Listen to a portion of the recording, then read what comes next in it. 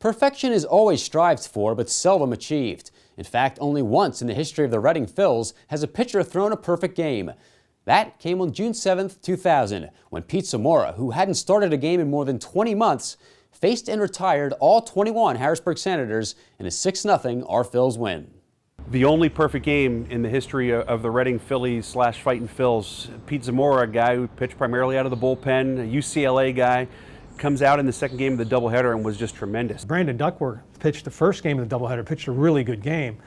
So I was able to grab him between games of the doubleheader, did an interview, started writing my story about Duckworth, who was a big prospect and he pitched a great game. And the plan was lead with Duckworth and then just throw in a few paragraphs at the end about game 2. And about the 4th inning, I looked up and Pete Zamora was still out there with a no-hitter, and then I had to start paying attention, and before you knew it, he had a perfect game, which was one of the most amazing things we've ever seen in Reading baseball. It was a spot start for Zamora.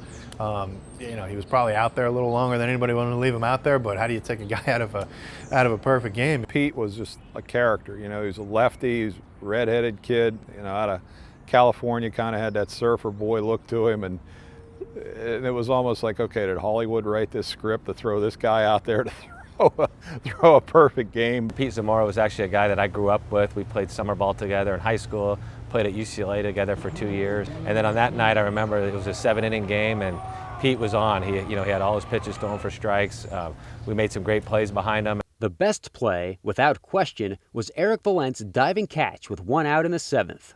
The play I will always remember is the second out of the 7th inning when Kenny James hit a line drive to right field. You're thinking, oh, perfect game's gone, no hitter is gone. I think I remember playing kind of up a little bit shallow in right field, and he hit a sinking line drive to me. It really wasn't going to matter if I dove for it, if it got by me or not. It was all about preserving that for Pete. And somehow Eric Volant makes an unbelievable sliding catch in right field, coming in hard on the ball, preserves the no-hitter. After that, you just knew that Pete was destined to throw a perfect game. I came in and made a great catch. So I remember looking at Pete kind of sticking his glove up, and then he went on to make the last out. And then he strikes out Dan McKinley, Zamora does, to end it. We had him up in the booth after the game. His dad, who I believe was a teacher back in California, was actually listening to the game that night, so he was able to hear Pete on the post-game show as well. Another radio listener was Harrisburg Patriot News sports writer Andy Linker, who had never before missed one of the Senators' games in Reading. I had one of those nasty summertime colds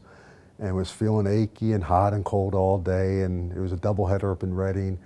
And I remember calling in the office and talking to the assistant sports editor. I said, Jim, I'm just sick. It's a nutter mid-season doubleheader. It's Harrisburg, Reading. We go to Reading all the time.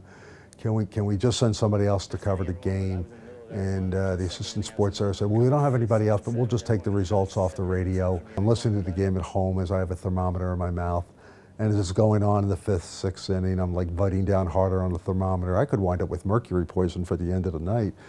And at the end of the game, I'm thinking, well, good for Pete Zamora, and I can't believe I missed this perfect game. To this day, it's one of my top regrets, whether in Major League or covering the minor leagues, is I missed this perfect game. I really wish I had been there. I was bat boy at the time.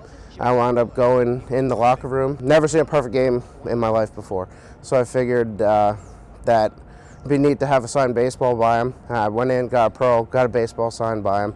And one of the best memories I have, that I still have that baseball at home to remember that perfect game. It kind of helped put Pete on the map a little bit. He ended that season on the Phillies' 40-man roster. Some of the interviews and stories the next day were a lot of fun. Rusty McNamara played second base that night. Pete Rose Jr. played third, and both guys kind of made fun of themselves the next day. They weren't exactly known for the leather. Those two guys were known for the lumber a little bit more, and they were both kind of laughing how a guy managed to throw a perfect game where obviously an error can mess it up with those two out in crucial spots in the defense that day. But yeah, what a neat game. I mean, you think 50 years of baseball and there's never been a perfect game, before or since. Pete Zamora's perfect night, one of Reading's many golden moments.